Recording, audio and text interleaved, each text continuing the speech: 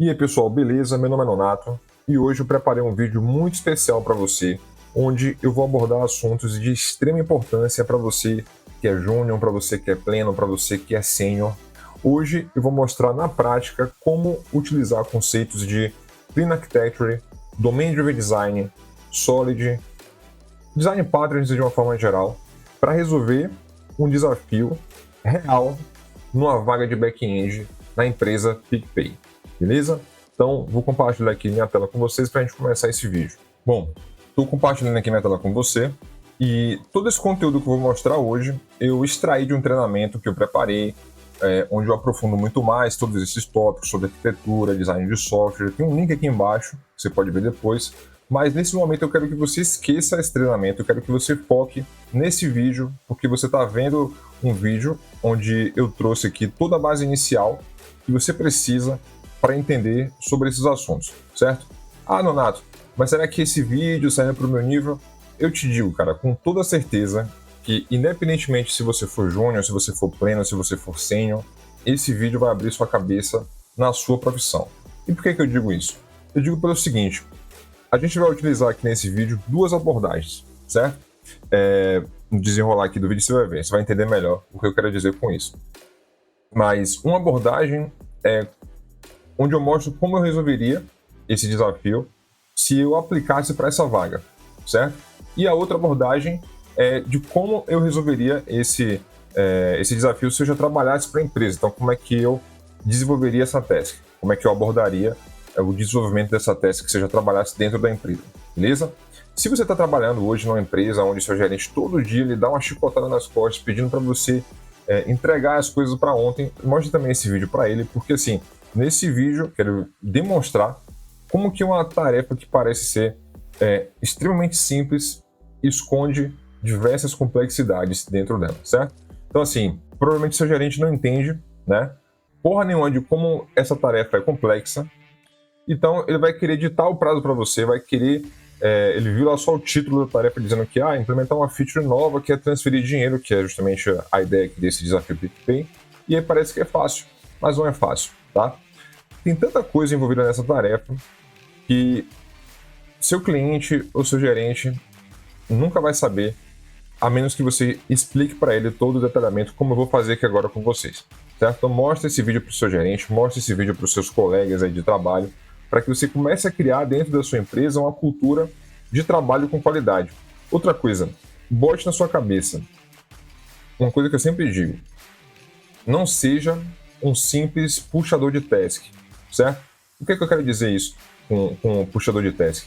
Para você que não sabe, puxador de task é aquele cara, ou aquela mulher também, que pega a tarefa mais simples que está lá no Kanban, que está lá no Trello da vida, resolve a tarefa, puxa a tarefa para si, resolve, arrasta lá para a parte de tarefa pronta, sem o menor envolvimento no que ela está fazendo. Simplesmente resolve a tarefa simples e bota lá como resolvido. Não é nenhum pecado você ser só um puxador de task, tá? Não estou condenando isso. Se você quer trabalhar como um puxador de task, não é um pecado, tá? É uma opção. Você pode trabalhar somente pegando tarefas insignificantes, não é um problema, tá? Por tarefas de mudar a cor de um texto, de uma página, não é um problema. Mas eu te digo com toda certeza, se você estiver nessa posição agora, na sua empresa, você é só um recurso, você é descartável dentro da sua empresa. Acredite, meu conselho, passe a se envolver com as tarefas interessantes dentro da sua empresa, dentro do projeto que você está trabalhando. Assim, você precisa saber conversar com o cliente, você precisa saber conversar com o gerente, com o dono do produto, entenda qual é realmente o problema a ser resolvido pelo seu cliente, pelo seu gerente, né, pelo projeto em si, ou qual é a inovação que aquela nova funcionalidade vai trazer. Aprenda a fazer isso, tá? Se envolva com o projeto. Você já ouviu provavelmente aquela frase que diz assim: que não é visto, não é lembrado, certo? Então assim, o profissional valorizado é o profissional que é lembrado. É aquele que está ali no dia a dia com o cliente, entendendo o que ele precisa, gerando insights, buscando realmente a solução para o que o cliente está querendo construir no projeto dele. Se você for apenas um puxador de task, você é apenas uma peça substituível na empresa, que ninguém sabe nem que existe, provavelmente. Se você quer ser lembrado e quer ser visto como um profissional que não é um profissional simplesmente substituível, você precisa ser útil, tá? Então, assim, Nonato, como é que eu faço? Eu não levo jeito para conversar com o cliente, não sei nem por onde começar. Você não é o único, tá? Eu já estive nessa posição também, então assim, todo mundo já esteve nessa posição onde a gente não sabe nem como abordar o cliente, nem o que perguntar para o cliente, isso é normal. Então assim, se você está nessa posição nesse momento, esse vídeo também vai te ajudar a resolver esse problema, assim, porque eu vou mostrar uma técnica que eu já utilizo há alguns anos, que serve justamente para me orientar e vai servir para te orientar também a levantar requisitos de forma prática e sem enrolação juntamente com o cliente, tá? É uma técnica chamada Example Mapping, vou mostrar para vocês aqui, ó, rapidamente, não vou explicar aqui agora, porque durante o desenvolver aqui desse vídeo vocês vão entender melhor, mas basicamente tem em mente que você vai ver como de fato entender o que o seu cliente precisa, tá? Você vai definir critérios de aceitação, que são esses cartões azuis aqui. Depois você vai aprender a criar exemplos dos cenários juntamente com o cliente, né? Que são esses cartões verdes aqui. Muito fácil, muito simples, sem enrolação. Por consequência, isso já vai te ajudar com um outro problema que muito desenvolvedor, muito programador tem hoje, que é a parte de testes automatizados. Eu digo assim para você, a maioria dos programadores não sabem fazer testes automatizados, porque não sabe nem o que tem que ser testado. Pior do que um sistema que não tem testes automatizados é um sistema que possui testes inúteis. Então, assim, eu vou mostrar como é que essa técnica do Example Mapping, você vai transformar os seus próprios exemplos que você vai coletar juntamente com o cliente, você vai transformar isso em testes automatizados. É muito fácil, muito simples, assim. Então, com isso, você vai criar testes automatizados que realmente são úteis para a funcionalidade que você está desenvolvendo ali, para aquela feature que você está fazendo, tá? Tudo isso aplica no conceito também de, como eu falei, nesse vídeo aqui você vai ver conceitos também de Domain Driven Design, de Clean Architecture, de Solid de uma forma geral. É um vídeo para quem quer expandir a mente como um desenvolvedor de software, beleza? Então assim, chega de falação, agora eu quero assim, só pedir para você deixar o like no canal, porque eu sei que esse vídeo vai te ajudar de alguma forma. Então, eu fiz um esforço, assim, peguei o melhor possível desse treinamento e trouxe para esse vídeo para que você consiga dar esse pontapé inicial. Se inscreve no canal, tá? E vamos pro vídeo.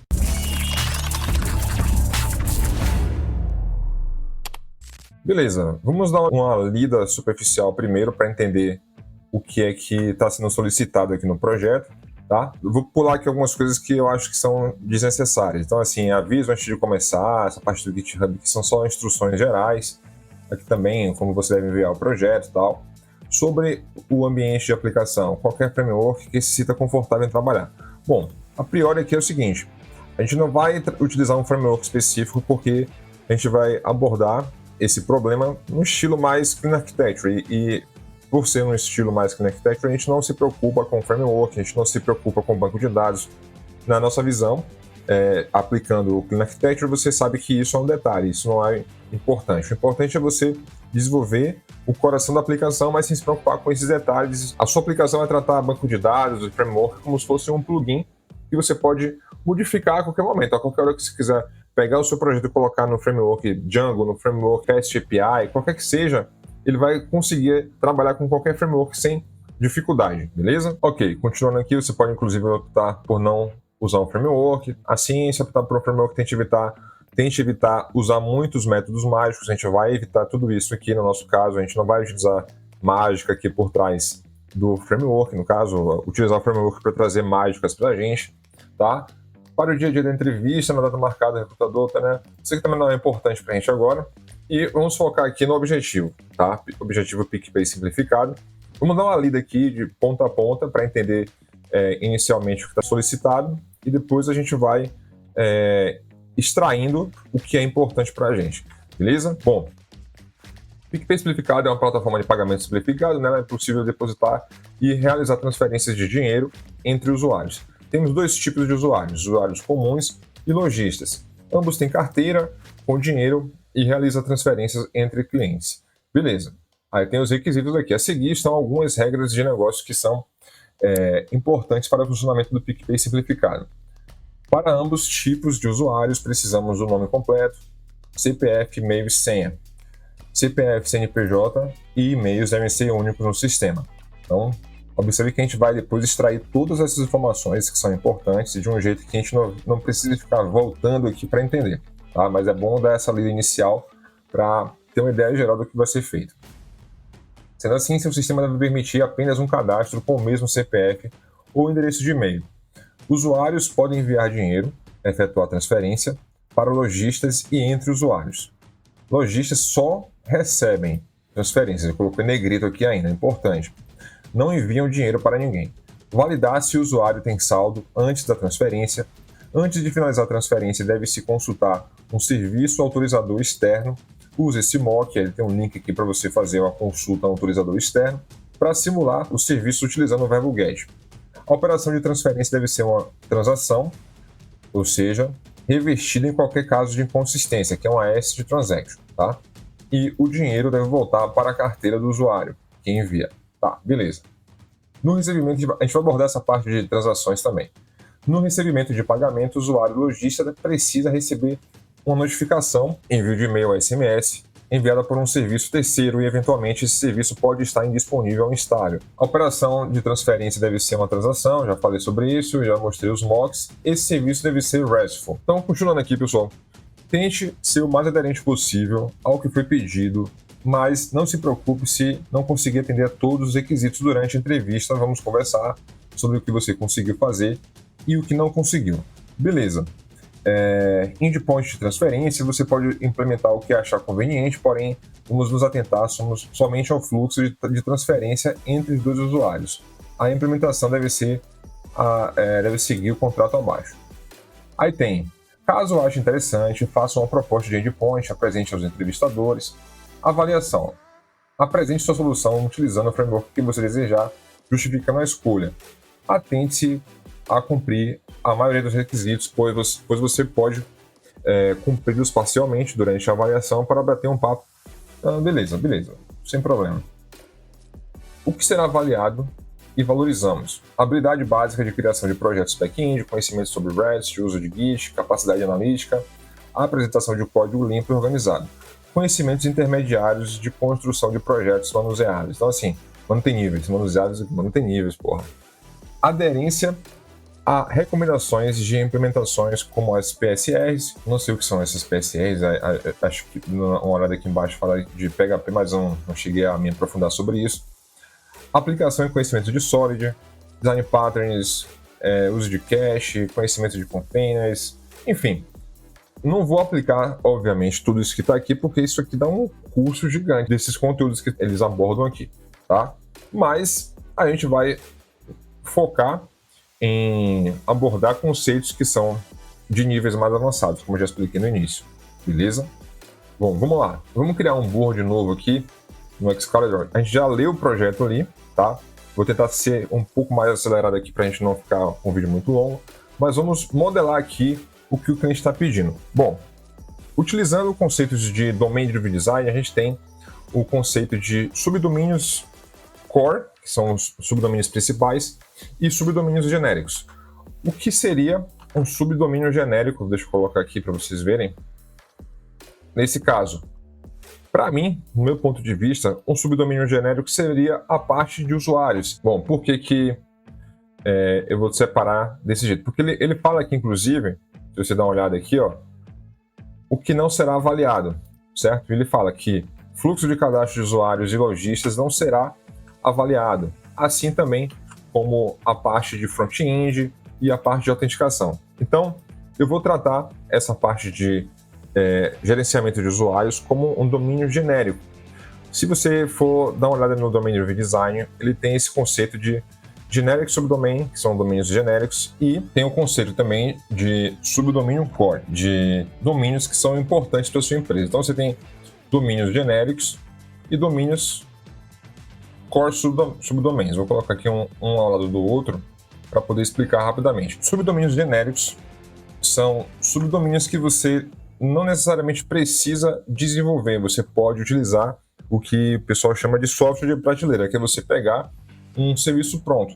Por exemplo, qual seria a parte de domínios genéricos aqui? A parte de controle de usuários. Vou colocar aqui para vocês, ó.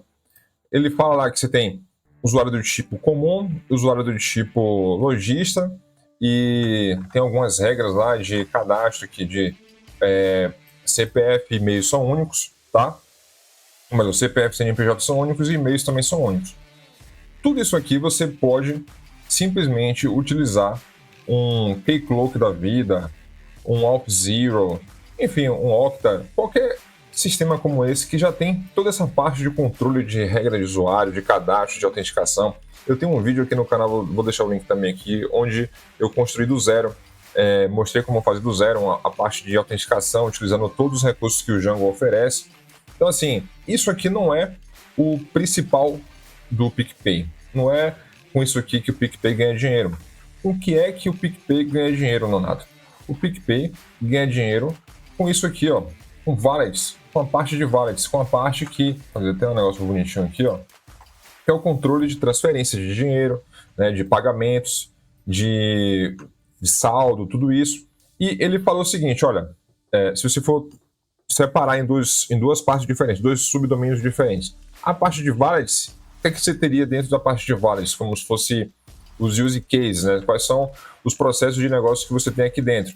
Você pode ter, por exemplo, depósito de dinheiro e transferência de dinheiro. Tudo isso faz parte desse módulo de wallets aqui, desse subdomínio de wallets, tá? Então, essa parte é o principal para o PicPay. Essa parte de cadastro de usuários não é. Então, eu posso usar, como eu já disse, um Keycloak, que já tem tudo isso pronto. Não preciso eu mesmo desenvolver essa parte daqui. Agora sim, um subdomínio genérico para mim, para a empresa que eu estou trabalhando, do meu ponto de vista, para o projeto que eu estou fazendo, não necessariamente é um subdomínio genérico para outra empresa. Para o Keycloak, que é uma empresa que existe que lida com esse tipo de feature aqui, de cadastro, de login de usuários e tal, o domínio principal, o core domain, o core subdomain do Keycloak é justamente isso aqui, o controle de usuário, de autenticação, de roles que existem ali, de acesso e tal. Então, a gente não necessariamente tem que considerar um subdomínio genérico como algo genérico em todas as empresas, de qualquer ponto de vista. Eu estou falando do ponto de vista do PicPay. Isso aqui é genérico, isso aqui não. Isso aqui é o que traz o dinheiro, né? Por mais que coincida com essa parte de money aqui no meio desse subdomínio. Mas eu quero dizer que essa é a parte que importa para o PicPay.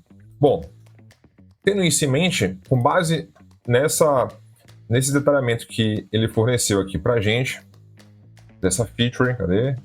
Pronto. Com base nesses requisitos, eu extraí algumas informações importantes, tá?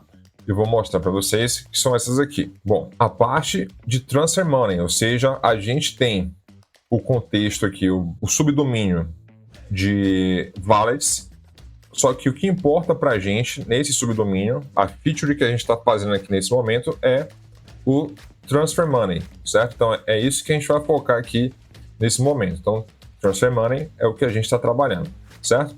Vou até colocar aqui, ó, para ficar bem claro que esse é o foco desse detalhamento aqui. O transfer money tem essas regras que a gente vai explicar uma a uma, tá? E isso só para simplificar a relação. Esse subdomínio tem relação com esse subdomínio, ele utiliza esse subdomínio aqui e tal, mas é só para você entender que existe uma relação um com o outro. Eu não vou explicar mais detalhadamente sobre isso aqui. Na parte de Domain Driven Design estratégico, você tem lá upstream, downstream, isso envolve uma aula mais aprofundada. Tem em mente só que você entendeu aqui que existe um subdomínio que é genérico e existe o subdomínio que vai ser o foco do projeto. Bom, o Transfer Money, esse use case aqui, é como se fosse o processo de negócio que a empresa tem. Então você tem lá, se você tivesse, por exemplo, um Create Wallet, ou seja, criar uma carteira, isso seria um processo de negócio, assim como o Deposit Money, né, depositar dinheiro, transferir dinheiro, enfim, qualquer que seja o processo de negócio que a empresa tem, você vai representar como um use case. Nesse caso, a gente tem o Transfer Money Use Case e o detalhamento aqui, as especificações dele. O que é que eu extraí aqui dos requisitos que o próprio PicPay listou para a gente? Usuários comuns podem fazer transferências, lojistas não podem fazer transferências, não pode transferir se o saldo for insuficiente, não pode transferir se não for autorizado pelo sistema autorizador externo.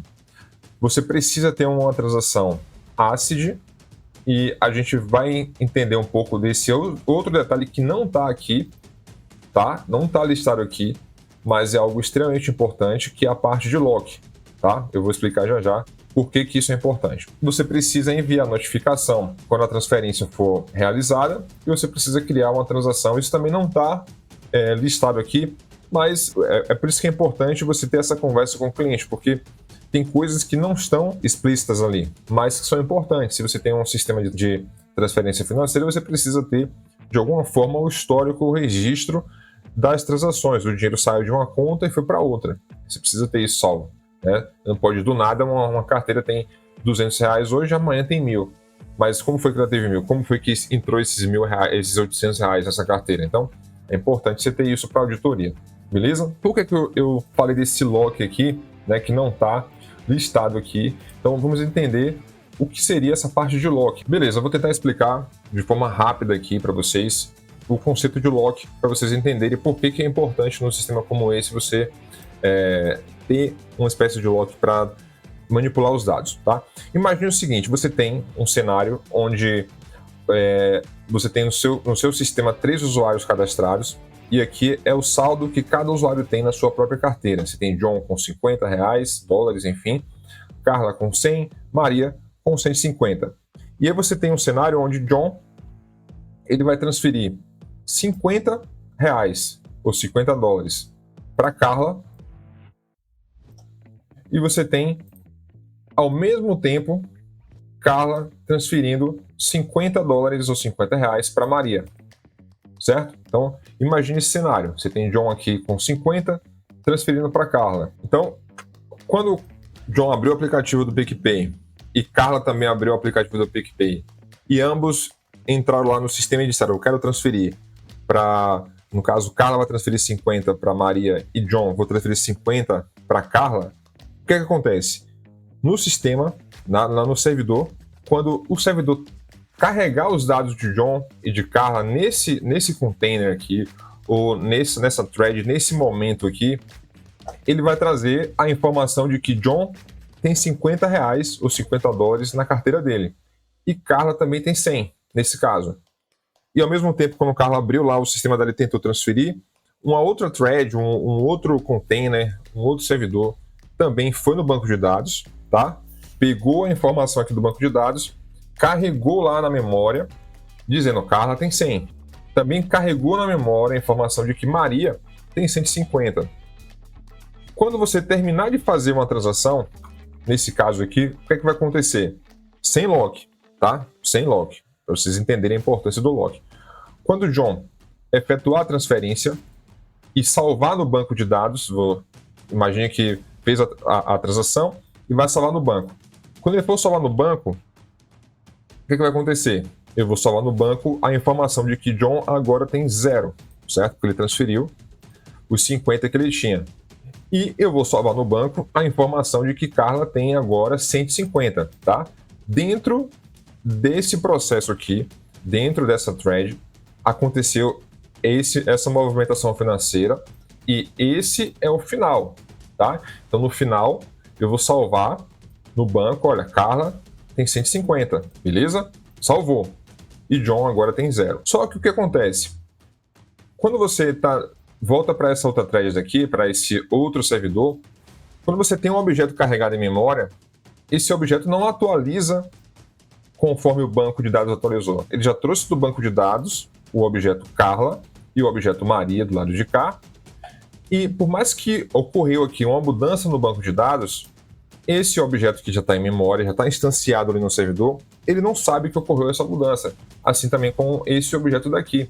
Então, o que vai acontecer agora? Eu vou realizar essa transferência também aqui, e aí, no caso, Carla vai no final, dentro desse container, dentro dessa memória aqui, desse espaço, né? Carla vai ficar com 50 e Maria vai ficar com 200, depois que essa transação for realizada. E aí, essa operação já foi concluída, já salvou no banco, já atualizou aqui no banco, né? John aqui tem 0, ou melhor, o John aqui tem 0, tá? Conforme o final aqui da operação, e Carla tem 150 aqui, conforme o final dessa operação. Só que no final dessa segunda operação que está acontecendo, Carla vai ter 50 e Maria vai ter 200. E ele vai salvar no banco de dados isso aqui. No final, qual vai ser a informação que vai ser salva no banco? O banco vai salvar a informação de que Carla tem 50 e que Maria tem 200. O que aconteceu? Aconteceu que Carla, ela primeiro recebeu 150 e depois ela transferiu 50. E quando você carregou na memória essa informação, você não levou em conta que essa operação aconteceu anteriormente. E aí você tem agora Carla com 50 reais a menos aqui, 50 dólares a menos na sua conta. O correto seria Carla ter 100. Ou seja, ela primeiro recebeu 50 e ficou com 150, depois transferiu 50 e ficou com 100, certo? Só que como você carrega na memória os dados, faz a operação e a primeira operação que atualizar no banco de dados vai sobrescrever a outra, vai ser sobrescrita pela segunda, no caso, você acaba tendo informações incorretas do banco de dados. E aí como é que você resolve isso? Vou apagar aqui tudo novamente. Simplesmente o seguinte, quando você instanciar, existe uma forma, existe algumas formas de lock, vou dar um exemplo bem fácil e tranquilo de entender, que é um lock pessimista, que é o seguinte, você pode pegar aqui, instanciar em memória que John e Carla, né? Ou seja, eu vou transferir de John para Carla 50 reais, tá? Quando você faz isso aqui, o que é que acontece? O banco de dados, ele faz um lock, ele trava o usuário. Então, John e Carla, vou colocar aqui lateralmente, ó, John e Carla ficam travados no banco de dados. Ficam travados porque eu fiz um select for update, por exemplo. Existem algumas queries que você utiliza, não vou entrar em detalhes aqui agora, mas existem formas que você utiliza para que o objeto que foi trazido para a memória, né, aquela linha ou o banco de dados em si, a tabela, depende do jeito que você quiser fazer o lock, ele fique locado, fique travado. Então, esses dois objetos aqui nesse momento, essas duas linhas, esses dois registros no banco de dados, na hora que eu carreguei ele aqui, eu informei, trava esse cara aí e essa mulher também no banco de dados para ninguém mais pegar essa informação. Então, quando isso acontece e Carla também quer fazer uma transferência para Maria, como foi o caso anterior, eu não consigo fazer isso aqui. Eu consigo pegar Maria, distanciar a Maria aqui. Mas Carla não, porque Carla está travada, está com o lock aqui no banco, informando, olha, eu preciso que você espere uma operação acontecer e o banco ser destravado, o registro aqui ser destravado. Então, por enquanto, eu não consigo pegar, certo? Estou sendo meio didático. Ocorrem outras coisas aqui por baixo dos panos, mas eu estou sendo meio didático para que fique fácil de entender. Então, aqui o que vai acontecer? Essa operação primeiro precisa ser realizada. Então, o John vai ter no final, que quando a transferência for efetuada, ele vai ter 0 e Carla vai ter 150, beleza? Daí, o que vai acontecer? Ela vai ser atualizada aqui no banco de dados, tá? Então, vai atualizar aqui a informação de que Carla tem 150 e que John agora tem 0. Quando isso ocorre, o banco de dados é destravado. Então, agora eu consigo pegar essa linha e instanciar nessa segunda operação aqui. O que vai acontecer agora? Carla vai ter 150 nesse segundo contexto aqui, nessa segunda thread, nesse segundo servidor que está rodando. E aí eu consigo, nesse momento aqui, eu vou travar Carla e Maria. Por quê? Agora as duas estão carregadas aqui, foram carregadas à memória para ser feita uma operação entre essas duas contas, entre essas duas carteiras. Então, o banco de dados travou elas duas aqui. Ninguém consegue, nesse momento, fazer uma operação em cima dessas duas carteiras enquanto elas estiverem aqui, nesse tipo de lock. Tá? Existem outros. Então, aqui ela vai realizar a operação de transferir 150, vai ficar com saldo aqui de 100. E aqui, Maria vai ficar com saldo de 200. Daí, isso vai ser persistido no banco de dados, tanto Maria e Carla. Agora, Carla tem 100 e Maria tem 200. Tudo isso numa operação, numa transação atômica, ou seja, as duas têm que ser salvas ao mesmo tempo no banco de dados para que a operação ocorra. Tá? Esse é um outro detalhe que tem aqui, no nosso caso, uma AS de transaction. Daí eu removo o lock das duas. Com isso, o que acontece? A gente não tem mais aquele problema de ter duas carteiras sendo manipuladas ao mesmo tempo e no final você tem um saldo errado, né? Porque ambas foram salvas e instanciadas em paralelo, e aí uma sobrescreveu a outra. Beleza? Existem outros detalhes aqui, eu posso gravar um vídeo depois mais detalhado explicando sobre essa questão de lock, mas basicamente a gente precisa ter uma espécie de lock para evitar inconsistência no saldo. Então isso também é importante, por isso que eu digo, o seu gerente ou o cliente às vezes não entende que existem complexidades aqui por baixo dos panos. Então você já sabe que em algumas situações onde operações diferentes acontecem em paralelo em cima do mesmo dado, pode gerar inconsistência, beleza? Ok, Nonato, agora vamos para a outra parte lá que você falou, que é a parte que a gente vai levantar os requisitos com o cliente com base nisso aqui. Então, utilizando Example Mapping, tá? Então, o que eu vou fazer? Vou descer um pouquinho aqui, vou trazer aqui uma outra área para a gente poder trabalhar, diminuir um pouquinho o zoom, certo? E a gente vai trabalhar agora em cima das regras de negócio dessa feature, Transfer Money, certo? Diminuir um pouquinho o zoom. Bom, na conversa com o cliente, você precisa, eu vou deixar o link também para esse artigo e tal, se vocês quiserem pegar um pouco mais de detalhes. Bom, na conversa com o cliente, o que é que vai acontecer? Com o dono, com o Product Owner, com o Manager, com quem quer que seja, com a pessoa responsável por essa área do negócio, que entende como essa parte tem que funcionar, qual é a conversa que você tem que ter com ele? Você quer entender esses requisitos aqui que você mapeou, você precisa criar critérios de aceitação para cada uma dessas regras. Então você vai ter, vou copiar aqui rapidamente, a parte em azul são critérios de aceitação, certo? Aqui é a feature em si.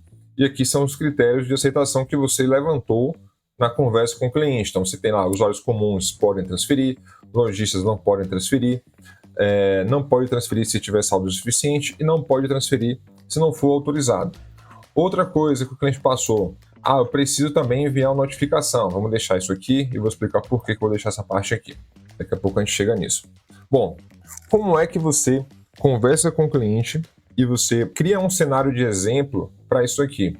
Você vai chegar para o cliente, aqui eu vou dar um exemplo para você, a gente vai utilizar um padrão muito comum que no Example Mapping, aqui depois vocês podem dar uma olhada, que é a estrutura Given, When, Then, que é o seguinte: dado uma situação, dado um cenário, quando tal operação de negócio acontecer, eu espero o cenário sendo, o resultado final daquele cenário sendo o seguinte, sendo esse daqui. Por exemplo, dado um pagador comum, no sistema você tem um pagador comum qualquer, com 100 reais em saldo, você tem um recebedor lojista com 100 reais em saldo, uma pessoa que vai receber a transferência. Voltando rapidamente aqui, ó, ele te deu um exemplo de uma API, levando em conta isso aqui, ó, Payer, PI, tá? E um Transfer. Então você tem pagador, recebedor, transferência e o valor a ser transferido, ok? Me baseando nisso, tem um pagador, recebedor, um pagador comum e um recebedor lojista. Autorização, igual assim, você pode, mas não é obrigatório, criar detalhes, você especificar isso aqui de forma mais detalhada, mais textual. Ou você pode simplesmente utilizar palavras simples que são só lembretes para você entender o que aquilo significa. Então, pagador comum, você sabe que é um usuário com a carteira comum. Recebedor lojista, você sabe que é o usuário que vai receber o dinheiro do tipo lojista, você tem o tipo comum, tipo lojista. Autorizado, você sabe que significa que é aquela questão da autorização ali ser liberada no sistema, do terceiro liberar a transação. Quando transferir 40, né, dentro desse cenário, então, sucesso. E aí eu detalho aqui embaixo o que é que eu espero que ocorra, o que é que eu espero como resultado final desse cenário. Qual é o resultado que eu espero? Eu espero que o pagamento tenha sido efetuado, eu espero que a transação tenha sido criada, eu espero que a notificação tenha sido enviada, eu espero que o pagador comum tenha um saldo de 60 no final, eu espero que o recebedor lojista, que é o cara que a gente instanciou aqui em cima, tá, tenha um saldo de 140, porque a transação foi de $40 e 40 reais, certo? Então, essa é a forma, de um jeito muito simples, né? Não vou detalhar aqui, porque isso também dá horas de aula explicando como você chega nesse resultado, mas aqui já dá um exemplo para você ter um ponto de partida. Você precisa ter um cenário, o dado é cenário atual. Qual é o cenário atual? Tem um pagador comum, recebedor lojista e tem a autorização liberada. Quando, e aqui você especifica uma operação de negócio, quando acontecer tal coisa, que é a operação em si, que você está testando aqui, o Transfer Money, quando transferir 40, então esse deve ser o resultado. Da mesma forma, você tem lojistas não podem transferir. Vou trazer aqui para vocês verem um exemplo de como seria isso. Você tem pagador lojista, mesma coisa, pagador lojista comum. Detalhe, aqui pagador comum, aqui pagador lojista. Lembra que a gente tem uma regra aqui, ó. Lojista não pode transferir, então você precisa representar isso no seu Example Map. Você precisa mostrar para o cara, velho. Então isso aqui, essa regra de negócio está representada nisso aqui. Isso aqui você conversa com o cara, com o cliente, com o manager, com o product owner. Ele entende disso aqui. Ele sabe do que você está falando. Está falando em português, está falando com o cara sobre a área de negócio dele. Ele sabe do que se refere isso aqui. Pagador lojista, recebedor comum, pagamento autorizado. Quando eu transferir 40, aí ele vai te dizer, faz sentido, cara, isso aqui faz sentido. O que é isso aqui? Então, aconteceu uma falha. Lojista não pode transferir. Isso aqui é uma mensagem de erro que vai ser exibido. Aqui é uma mensagem de sucesso que vai ser exibido. Ou um evento que vai ser publicado. Assim, eu estou abstraindo aqui, né, os detalhes que são detalhes técnicos, porque às vezes é importante, é interessante você tentar imaginar que você está viajando no tempo e você voltou 1000 anos atrás, onde você não tinha um sistema computacional. E aí você precisa imaginar esse negócio aqui acontecendo como se fosse você indo fisicamente até um local e a pessoa vai anotar as coisas no papel.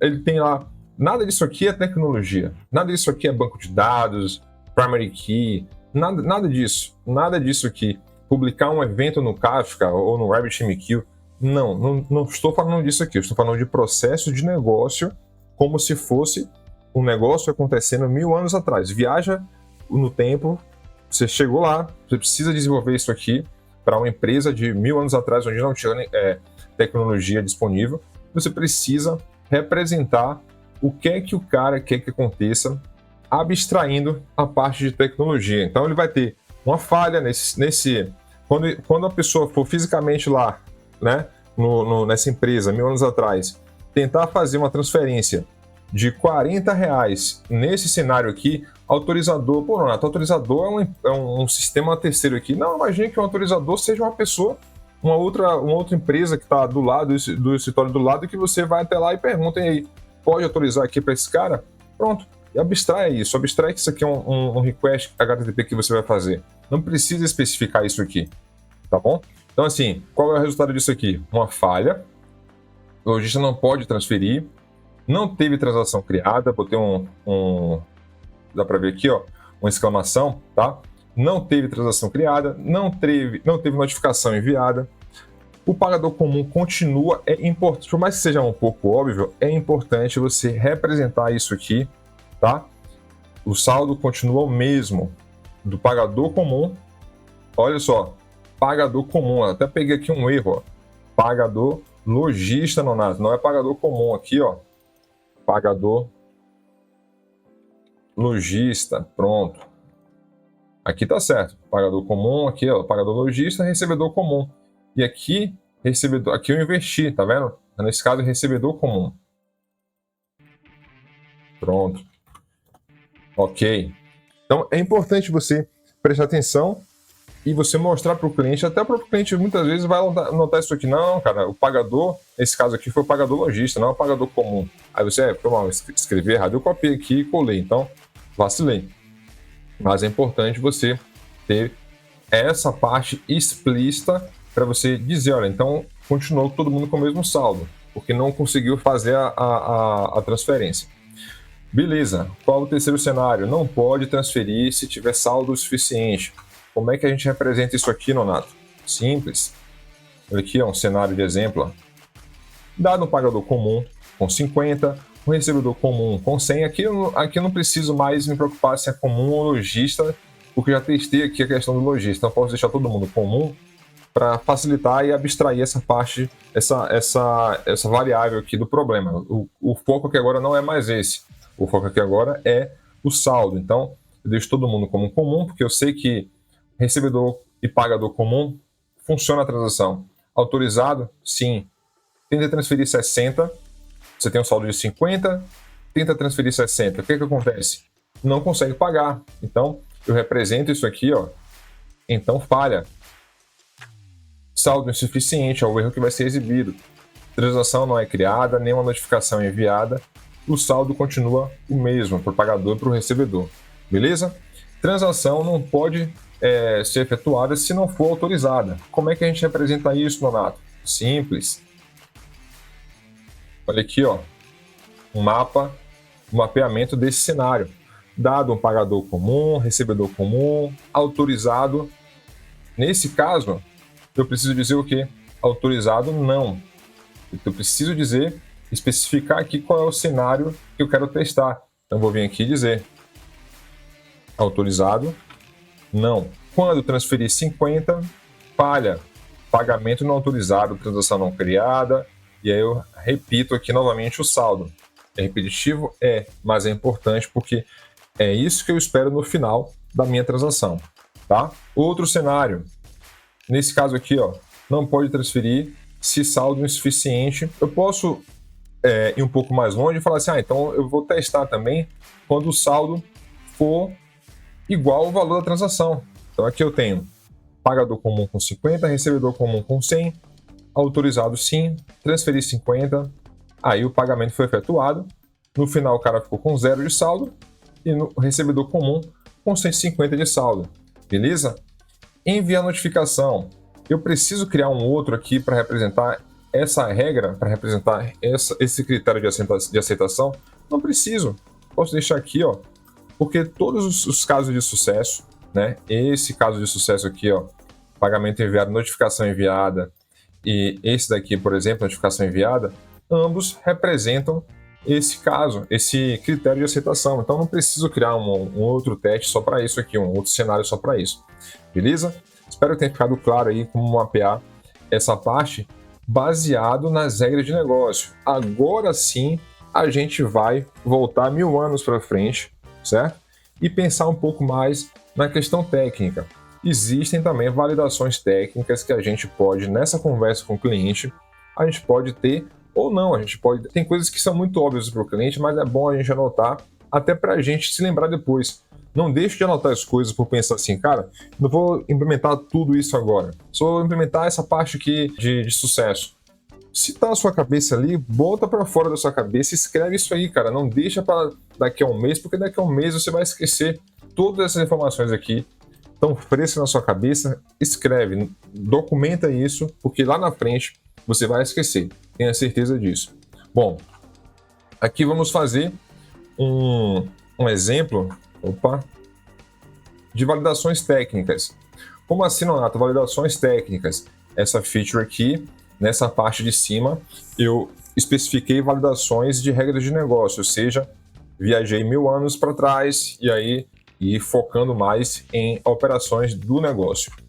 Já aqui, a gente vai trazer algumas coisas que são um pouco mais técnicas. Por exemplo, o ID do pagador e do recebedor devem ser válidos. Perceba que aqui ó, você tem uma transferência e você tem o ID do pagador e o ID do recebedor e você precisa de algumas validações no seu sistema. Então você tem, por exemplo, essa validação aqui, ó, pagador comum com ID 111, 222 é o recebedor comum, certo?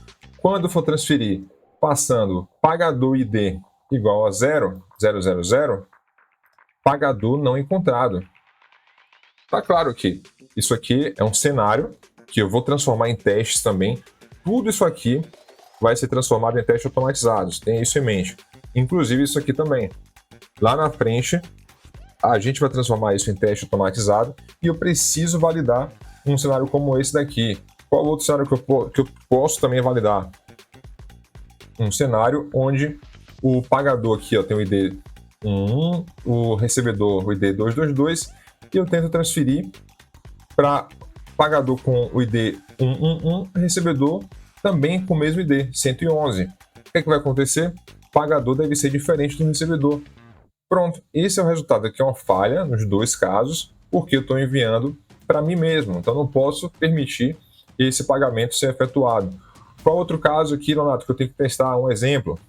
Olha só, eu tenho um outro cenário, que é um pagador aqui 111, recebedor 222, vou transferir 50, eu passo aqui o recebedor, o ID do recebedor, ele fala, ou no caso aqui 000, ele fala, recebedor não encontrado, então ele não vai deixar passar também, beleza? Então, isso aqui vocês vão ver como que quase fica praticamente desse jeito no teste. Existem algumas técnicas que a gente utiliza para deixar isso aqui bem parecido com dessa forma aqui lá nos testes. Agora vamos abordar já a parte de chegando perto do código, tá? A gente já fez esse levantamento de requisitos, já conversou com o cliente, vamos entender a nossa abordagem aqui prática para implementação. Hoje a gente tem o comum, né, muitas vezes, você utilizar um framework que tem dentro dele, aqui eu dei um exemplo de Rails, Django, Laravel, qualquer que seja, tem lá a arquitetura MVC ou MVT no caso do Django, o Django inventou esse nome bizarro aqui, mas é a mesma coisa que o MVC, e ele utiliza, a gente utiliza, juntamente com esses frameworks, alguns recursos aqui para facilitar a organização do nosso código, principalmente no que diz respeito à parte de domain e de business, ou seja, a gente cria, muitas vezes a gente coloca a parte de domínio nos models, outras vezes a gente cria classes de serviços e coloca dentro da classe de serviço a parte de operação de regra de negócio e também tem query objects, enfim. A gente tem algumas outras form objects, a gente tem algumas alternativas. Esses objetos de domínio, eles têm acesso direto a banco de dados, geralmente acesso direto à API externa, geralmente acesso direto também a parte de infra também referente a envio de e-mail.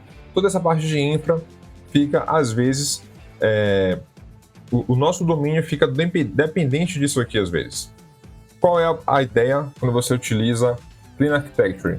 A ideia é que você tenha um código, um domain model, como eu vou mostrar já já, e ele não se preocupa com framework.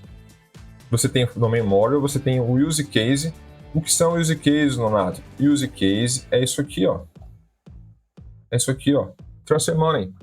É a porta de entrada para o código do seu sistema. Você tem um código que é o entry point, que é a porta de entrada, que é a operação que o negócio faz. Esse código, o seu use case, ele vai ter acesso ao seu domain model. O que é o domain model? É um padrão que você utiliza para mapear os seus objetos de domínio dentro de uma forma ali, pode ser orientado a objetos, pode ser funcional e tal. No nosso caso, a gente vai utilizar mais um padrão orientado a objetos, mas você utiliza alguns design patterns, como entidades, repositórios, serviços de domínios, eventos, enfim. Você tem uma série de objetos táticos do Domain Driven Design tático que você pode utilizar aqui dentro, e os seus use cases fazem acesso a isso.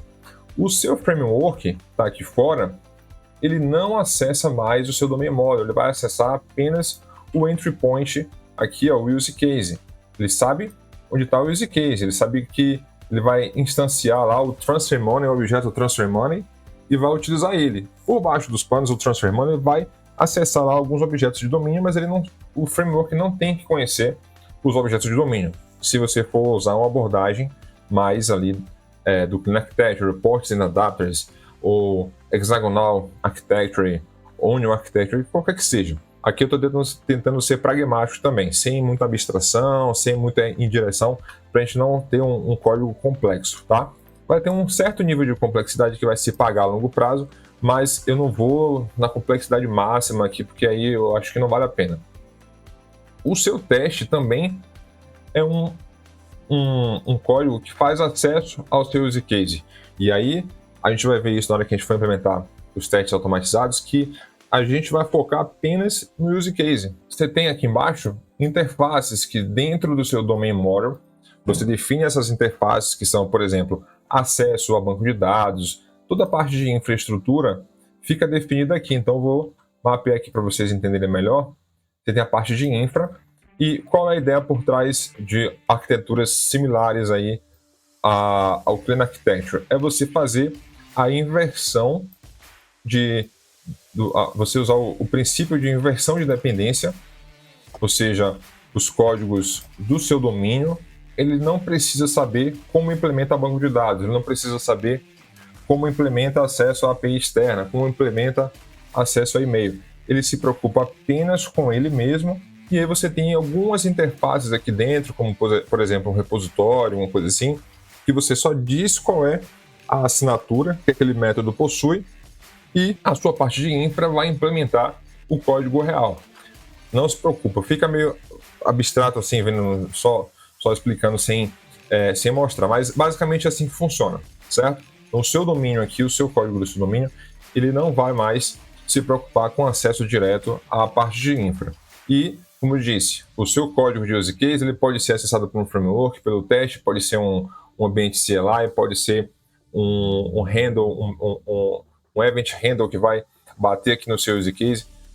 Não vou entrar em muitos detalhes para não ficar muito complexo para algumas pessoas que não têm ainda essa visão maior de arquiteturas mais complexas, mas tenha em mente isso. Você tem aqui o seu Transfer Money, está aqui dentro. Você tem objetos de domínios como wallets, como transactions, entre outros, que estão aqui dentro do seu domain model. E o seu use case faz acesso a esses objetos do seu domain model, tá bom? Vai ficar mais claro na medida que a gente for avançando. Bom, vamos agora focar na parte de modelagem do domínio. A gente tem aqui, ó, a gente definiu que o nosso domínio aqui que a gente vai trabalhar é o domínio de wallets. Então a gente precisa, se a gente já conseguir, já está ali com o cérebro quente, funcionando tudo, já tem mais ou menos uma ideia de como vai implementar aquilo, por que não já meio que criar um diagrama ali, já explicando qual é a ideia da implementação que você quer fazer. Não precisa ser algo já definitivo, mas já te dá uma boa ideia assim, de como você vai seguir. Então você tem aqui, vamos definir o nosso wallet, nosso domínio, nosso subdomínio que a gente vai trabalhar, e eu vou mapear quais são os objetos, as classes que você vai modelar dentro do seu domain model. A gente tem uma wallet, certo? Donato, o que é essa wallet? A wallet é justamente a classe responsável por manter as informações de saldo do usuário. Então, a gente precisa, dentro da wallet, ter alguns atributos para que a gente consiga manipular essa wallet. Quais são esses atributos? Eu posso ter algo desse jeito aqui, ó, um ID do tipo UID, pode ser inteiro, pode ser um string, enfim, qualquer que seja, mas aqui eu defini um padrão de ID únicos globais, universais. Tem o User ID. Por que User ID, Donato? User ID é o seguinte, lembra que aqui a gente recebe a transferência, onde a gente recebe o Payer e o PI. Para mim, isso aqui é o mesmo que o ID do usuário. Lembra que a gente aqui em cima separou em dois domínios diferentes. Um é a parte que cuida de cadastrar o usuário e o outro é a parte que cuida da parte de carteiras. A gente não mistura aqui dentro os dados de usuário com dados de carteira.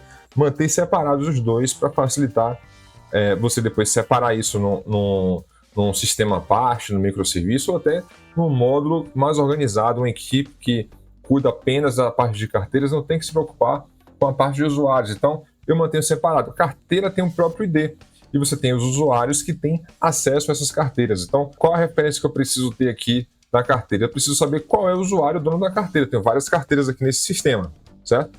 Eu sou a carteira, cara. Carteira, várias carteiras, eu preciso saber, olha, essa carteira aqui pertence ao usuário com ID X, essa outra carteira pertence ao usuário com ID 35, 40. Então, é mais ou menos isso que a gente tem aqui nessa modelagem. A gente tem uma carteira que tem o ID, que tem o ID do usuário, o tipo, aqui é o Valid Type, que é um outro tipo de pattern tático, no caso um Value Object, não vou entrar em detalhes aqui agora, mas é só uma forma da gente tipificar usando um enum, enumeradores, para saber qual é o tipo dessa carteira. E um balance, estou usando um decimal, porque o decimal ele é melhor do que usar um float, ele tem uma precisão maior, você pode trabalhar com dados financeiros com decimal melhor do que usar um float, mas essa é uma outra discussão também. Beleza, o que é um Valid Type? Valid Type é só um objeto aqui, ó, um Value Object, que representa um enumerador. É só para você representar o tipo de informação que você vai ter aqui. Ou vai ser um common ou vai ser um merchant, tá? Aqui também o design pattern do Domain Driven Design tático, ok? não necessariamente do domain driven design tático, mas assim, é utilizado no domain driven design tático. Você também precisa de uma transação. Vou copiar aqui e trazer. A gente vai gerar uma transação toda vez que você transferir o dinheiro de uma carteira para outra, e aí eu vou manter a informação aqui, ó, do Payer Wallet ID, que é a carteira que está saindo o dinheiro, o PI Wallet ID, que é para onde a carteira para onde o dinheiro está indo, o amount é um decimal, que é o valor que vai ser transferido, e o processed at é justamente o momento que aconteceu aquela transação, um date time daquele momento da transação. Beleza, isso aqui é o meu domain model. Muito simples, tá? Os wallets aqui só precisa disso no momento, não precisa de mais outra informação. A gente poderia expandir isso um pouco mais, mas vamos focar apenas nisso. Donato, o que é que eu preciso fazer agora? Eu tenho um domain model, eu também preciso da parte do application. Application, como eu já disse, são os use cases. Então você tem um use case, transfer money, que é o use case que faz a operação de negócio onde o dinheiro é transferido. Nesse caso, eu preciso representar essa classe, o transfer money use case é uma classe que você vai instanciar e essa classe vai ter toda a lógica de negócio ali, que faz a transferência e que faz todas essas verificações aqui, tá? Todas ou quase todas, a gente vai entender isso mais pra frente, dentro desse transfer money, desse use case. E aí você tem algumas informações que esse use case possui. Eu preciso ter algumas dependências que vão ser injetadas dentro desse transfer money use case, que são o wallet repository, o transaction repository, o authorizer, o notifier, tudo isso.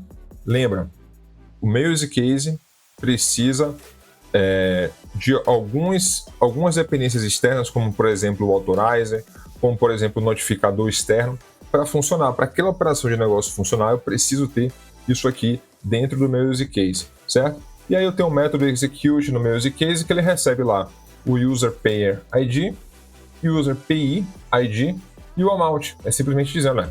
Esse é o pagador, esse aqui é o recebedor e esse aqui é o valor que vai ser pago. Ok. E eu falei, né? Você precisa injetar alguns objetos dentro desse Transfer Money Use Case. Então, você tem, por exemplo, o Wallet Repository, que vai ser injetado aqui dentro. Eu vou representar a injeção aqui, ó, desse jeito. Então, você tem o Wallet Repository, que vai ser injetado aqui dentro. O que é que o Wallet Repository tem? Ele tem dois métodos lá. Tem um método que retorna uma wallet, né? Um get by owned ID, e um update, ou seja, você vai resgatar o wallet que vai ser modificado, né, o PI ou Payer Wallet ID, vai modificar essa carteira, efetuar uma operação em cima dessa carteira e vai salvar de novo no repositório. Então, você tem o Authorizer, é um serviço que vai fazer a verificação externa para saber se aquele pagamento está sendo autorizado ou não. Ele vai ter um método simples, que é só uma verificação, um booleano aqui, is payment allowed, muito simples, só para verificar. O pagamento foi autorizado? Sim ou não? Se foi autorizado, ele vai lá e faz o pagamento.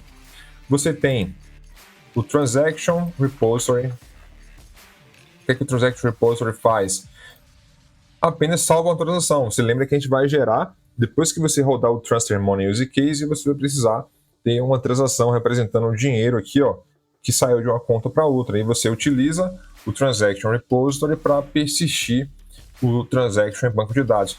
Donato, poderia utilizar um Active Record, poderia utilizar um DAO, qualquer outro tipo de acesso a dados diretamente? Pode, mas aqui eu estou explicando qual é a ideia, né, que o próprio Uncle Bob, essas arquiteturas em geral, elas têm por baixo dos panos. Isso aqui são dependências externas. Você não precisa disso aqui implementado ainda. Você vê que eu vou conseguir desenvolver toda a lógica de negócio aqui sem sequer ter um banco de dados pronto, porque ele não precisa. Você pode deixar o banco de dados para resolver depois. Você pode resolver todo esse código, fazer isso funcionar e ver isso funcionando, testes, tudo, e não ter um banco de dados configurado. Então, é uma outra forma de você enxergar isso, mas você vê que funciona, dá certo, tem como fazer isso. E o último objeto que a gente precisa injetar é o Notify. O Notify vai ser injetado aqui dentro também para poder fazer o envio, o disparo de e-mail ou SMS. Beleza, temos essa parte pronta. Agora, vamos para o código, vamos transformar isso aqui em código. Beleza, continuando aqui, tá? Eu vou mostrar para vocês como que essas regras de negócio e esse detalhamento que a gente mapeou aqui embaixo vai se converter, né? Isso aqui vai se converter em código. Como é que isso acontece? Bom, não tem como detalhar muito mais aqui sobre todos os design patterns possíveis, sobre todas as soluções possíveis aqui, dependendo da situação, arquiteturas possíveis, porque tem que correr um pouco, senão não dá para explicar tudo, certo? Já tem mais de 1 hora de vídeo, então no treinamento que eu falei, mencionei aí embaixo, mais completo, eu explico todas as possibilidades que a gente tem aqui para resolver os problemas com possíveis táticas específicas. Então, assim, não dá para a gente abordar tudo num vídeo desse de 1 hora, 1 hora e meia, 2 horas. Bom, mas beleza, continuando aqui, vamos lá. Como é que isso aqui se converte em código? Primeiro, a gente cria os testes, né? Se a gente for pensar no modelo TDD, onde o teste orienta o nosso código, a gente teria esses testes aqui criados. Vamos lá, vamos tentar entender esse teste. Aqui, primeiro, eu defini, e antes de continuar, estou utilizando o Python, certo? Do jeito mais simples e fácil possível. Qualquer criança de 5 anos vai entender o que eu vou mostrar aqui. Então não se intimide de primeira assim, que eu estou mostrando já código pronto. Não tem como fazer passo a passo aqui as coisas com vocês, como eu já disse, como é feito no treinamento, porque senão esse vídeo vai durar aqui 1 semana para concluir. Então assim, não se intimide com isso aqui. Se você é de Java, se você é de PHP, se você é de TypeScript, qualquer linguagem que você utilize é 10 vezes mais fácil do que isso aqui. Eu tenho certeza que você vai entender mais isso aqui do que o código que você trabalha todos os dias. Então, vamos lá. O que é que eu fiz aqui primeiramente? Eu defini algumas constantes, PI, pair no caso, o PI ID, um ID inválido, um amount igual a 100, amount igual a 50, amount 150 no caso, né? Amount igual a 50 e amount 0. Por que esses amounts? São amounts que eu vou utilizar já pré-definido aqui, vou ter que ficar instanciando os decimais novamente. Facilita para a gente na leitura do nosso código, tá? Testes têm que ser fáceis de ler e de entender. Teste também é código de produção. Tem gente que acha que teste tem que ser aquela bagunça, aquele inferno, aquele macarrão. E não é. Teste tem que ser, cara, um código que você lê, entende e tem prazer de mexer também. Não pode ser aquela coisa bagunçada como é o comum, como as pessoas fazem normalmente, né? Não tem uma ideia de como criar testes da forma correta. Então, assim, o que eu vou mostrar para você aqui é muito simples. Qual é o primeiro cenário que a gente tem? Usuários comuns podem transferir dinheiro, Nonato. Qual é a definição desse cenário? Pagador comum com 100, recebedor lojista com 100, autorizado sim. Foca nessas 3 primeiras linhas aqui, volta lá para o nosso código. O que é que a gente tem aqui? Create Common Wallet, passando aqui um Payer User ID e um Amount.